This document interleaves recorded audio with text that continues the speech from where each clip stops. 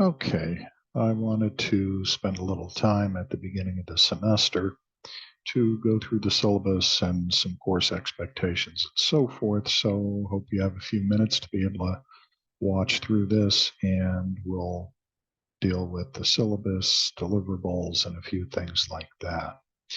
I want to share screen if the technology holds together and works for me. And yes, we should be good with this. Okay. Okay, so for the semester, fall semester, the course Business Ethics and CSR is an opportunity to go through a whole bunch of things, and there are a lot of directions we can take the course in. But I want to spend some time go through the syllabus with you, so hopefully you see that on your screen. This can be found in the contents section of Blackboard and also in the syllabus section of Blackboard for this course. So, right up front, obviously, and you see this in most syllabi, the professor reserves the right to change in whole or part any aspect of the course with no further notice, and so on and so forth. You should be aware that in terms of deliverables, and everything that you send to me should be sent as an attachment. So if it's a Word document, a Word attachment to my NJCU email and or my Gmail, and that's listed up here on the syllabus.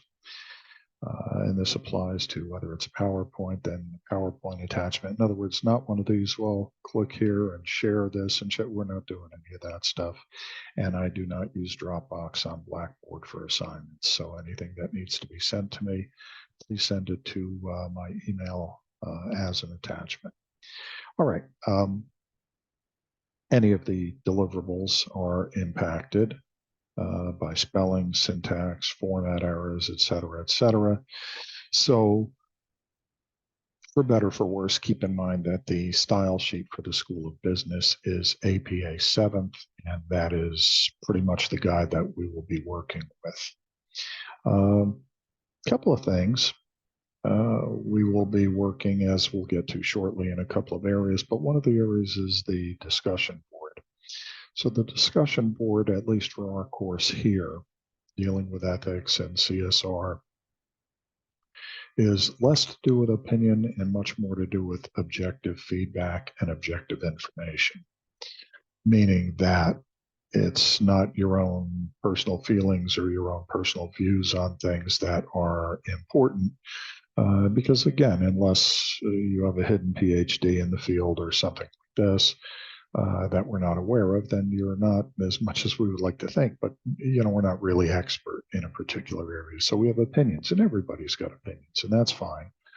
But we're less interested in the subjective and more interested in the objective in terms of this course. And you'll see that start to pull together a little bit as we go forward.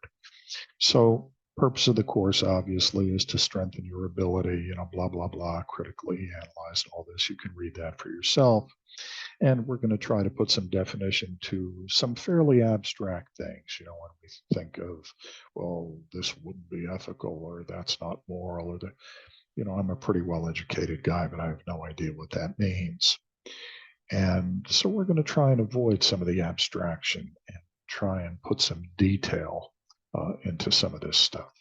And you'll catch that as we go forward. So in terms of the learning outcomes, you can read that for yourself and so forth. Now, requirements, well, you're expected to carefully read. Now, again, this is an online course. This is non-synchronous or, asynchronous online, meaning that there are no class sessions. Now, I will be doing some voluntary Zoom sessions. And once I put that schedule together, I'll send that out. And, again, it's something you're welcome to join. It's not a requirement. There are some benefits to doing it. Provide some clarity. Sometimes I get emails, I'm confused. Well, those sessions tend to unconfuse the confused. So if you can make some of them, that would be a positive for you. If you can't, you can't. If you get in a jam, reach out to me. We can always set up a private Zoom, but don't wait till the end of the semester and say, Professor, I've been lost the whole semester. Well, there's an outcome, and it's probably not the one you're looking for. Remember, I sat where you sit. So, sooner is better than later. If you're in a jam, reach out to me. If you got a problem, reach out to me. If you're lost, reach out to me. And we'll see what we can do as far as setting things straight. Private Zooms are pretty helpful mechanisms and so forth. Anyway, requirements. Expected to do all the readings assigned and participate in the discussion board. Discussion board is kind of in lieu of classroom and so forth, but it is not our opportunity to just load our double-barreled BS gun. It really needs to be based on some of the reading and so forth. So, for example, when we pose some question or purposeful argument, and it turns out to be a foray in just subjective opinion and blah blah blah blah blah blah blah blah blah. Look, I've been doing this a long time, so I know you haven't done the reading, and that's not really a helpful mechanism to you to do it that way. So the best way to succeed in the discussion board and the objectivity of the answers we're looking for is to have done the readings, or at least some of them, if not some of them, most of them, but get through that, watch the PowerPoints, the videos, and so forth.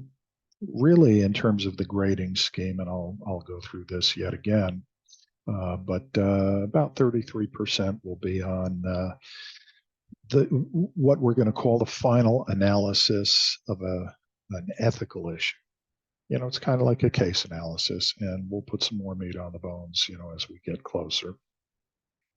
But that's 33%. The other 33% is the discussion board and the value of those discussions, and the other 33% are or is reserved, I guess I should say, for cases and other things that might be assigned, some issue summaries, perhaps, contemporaneous issues that may arise during the semester, and so forth. You can read the section here on discussion board,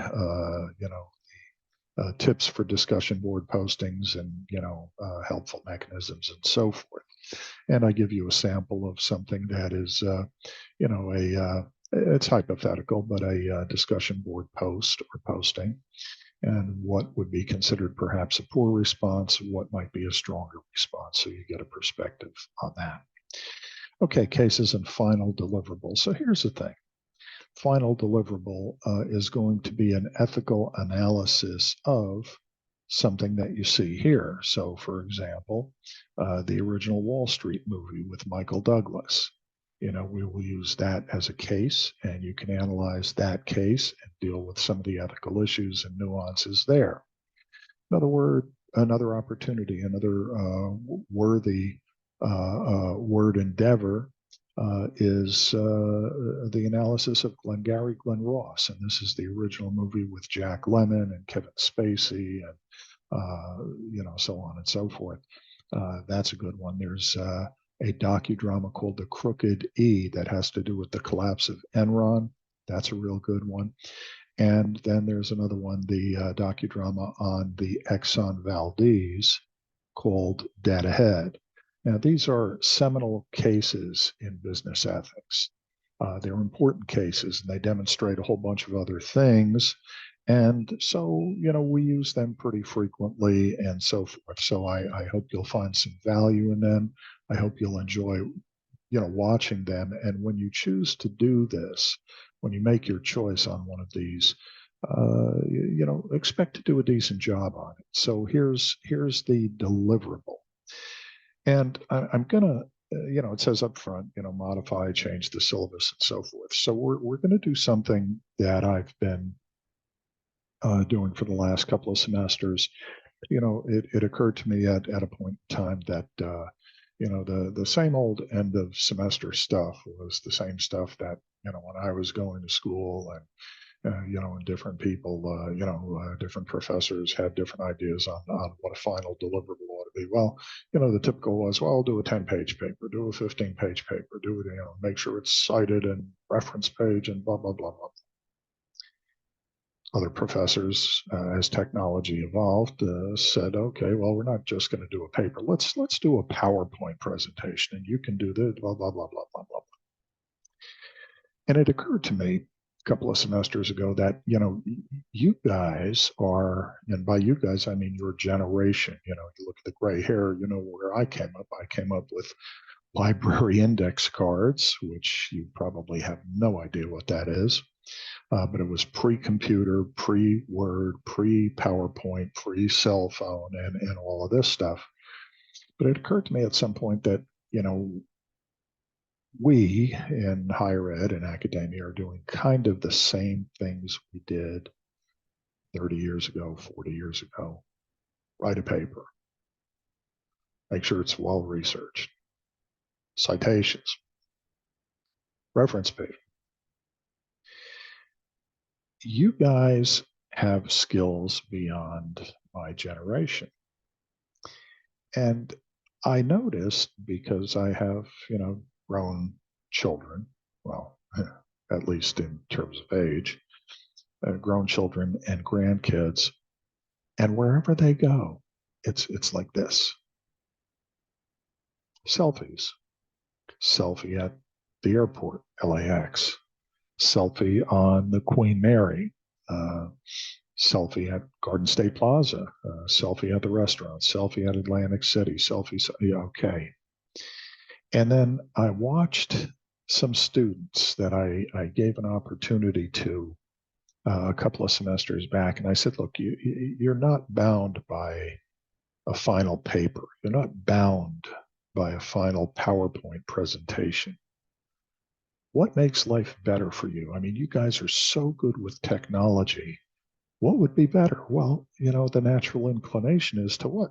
Get out the video phone and, almost like a podcast, do your final project. And so I had students choose that and do that, and the results for the students that did that were just phenomenal. It was absolutely outstanding. So despite what the syllabus says, because if you notice, the expectation is a paper complying with APA 7th requirements of 10 to 15 pages in length, not counting the cover, blah, blah, blah, all this stuff.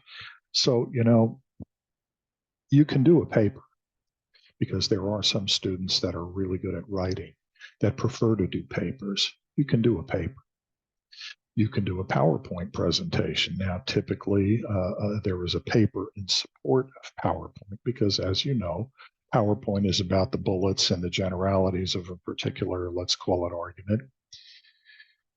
Although in notes view, you could probably fill in quite a bit of detail, so that's an option.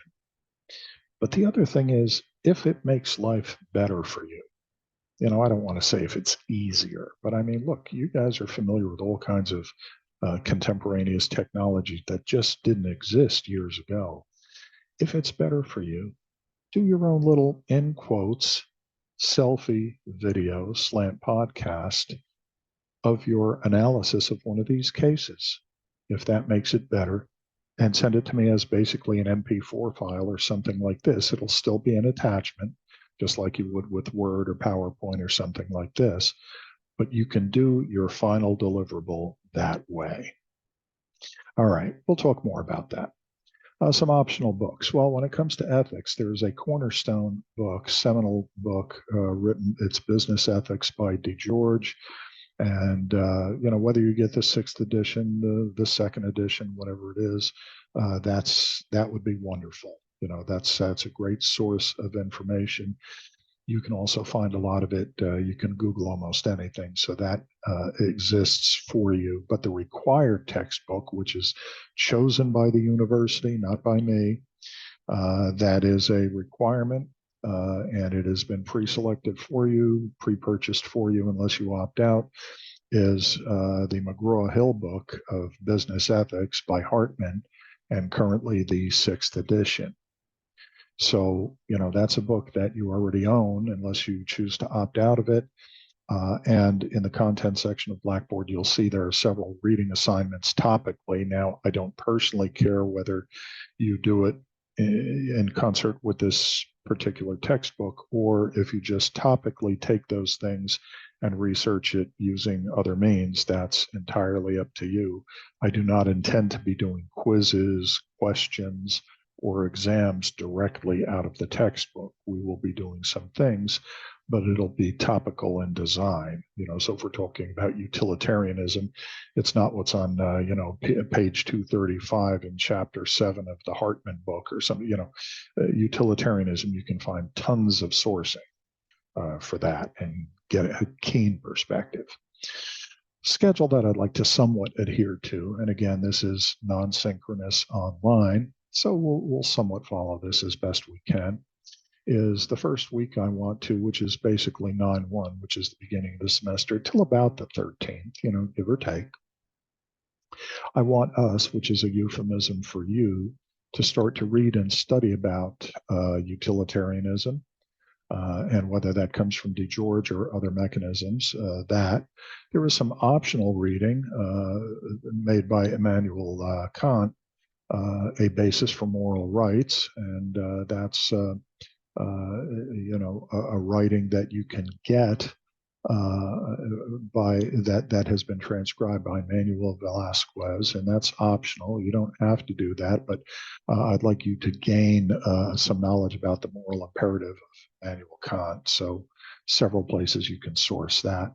And then there are also the textbook chapters. I've outlined those chapters in different areas of the schedule and the assignments listed in the content section of Blackboard, and they are open for specific periods of time. So chapter 1 will be open for pretty much this period that you see up there, 9/1 to 9/13, and then chapter 2, ethical decision making, that'll be open from 9/14 to 9/22. So you're going to have to work to kind of keep your schedule in hand. But the point being that there are places to go to find out about deontological perspective, Kantianism, ethical egoism, cultural relativism, and your understanding, whether you get this from the textbook topically, or you get it from DeGeorge, or you get it from the internet. This is critical stuff. You need to know the differences, the nuances of these different, let's call them for the moment, moral ethical theories. There are some PowerPoints, and here there's an introduction to ethics and CSR. So, it's in contents, and if it's not in contents, it will be shortly. So you can, start to review some of those PowerPoints. And usually I put up some kind of a video where I cover some of these PowerPoints that I've posted, just to give you a little bit of an explanation on some of the things that may be a bit abstract. December 12th, last day for ad drop for 100% refund. 12/13, the W period, withdrawal period begins.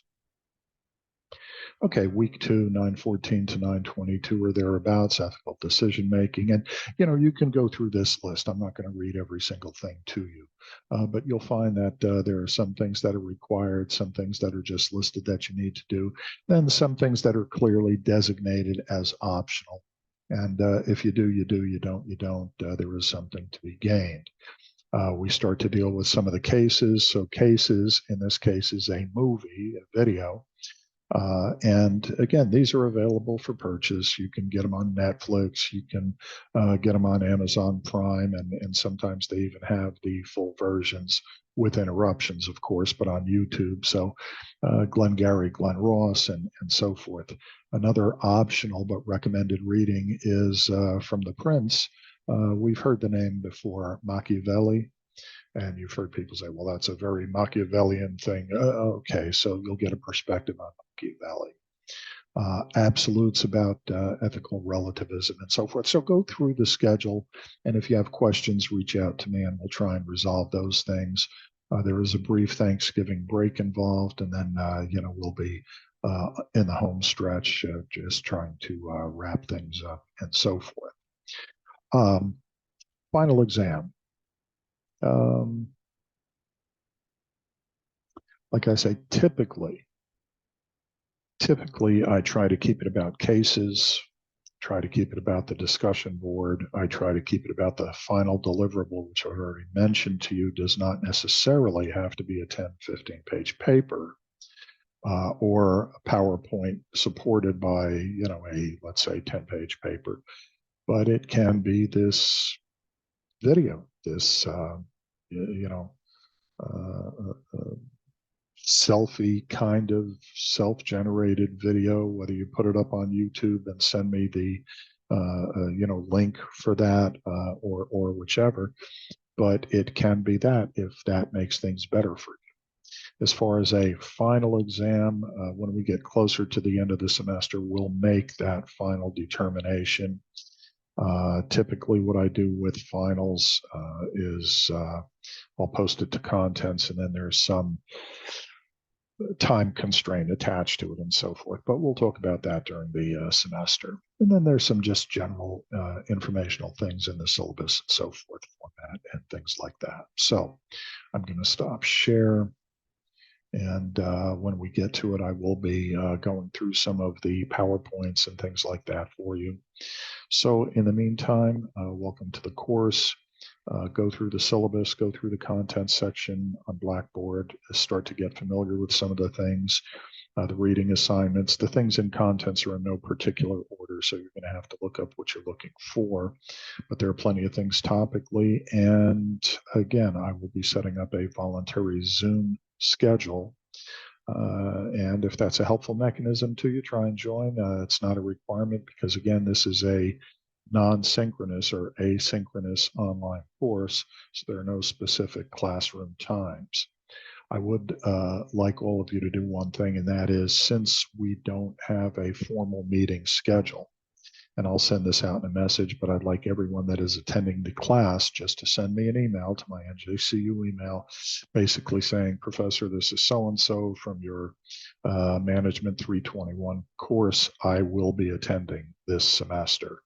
And this way, when we, the professors, get hit by the administration saying, well, we need an attendance sheet, well, it's pretty hard to do an attendance sheet when there are no scheduled meetings.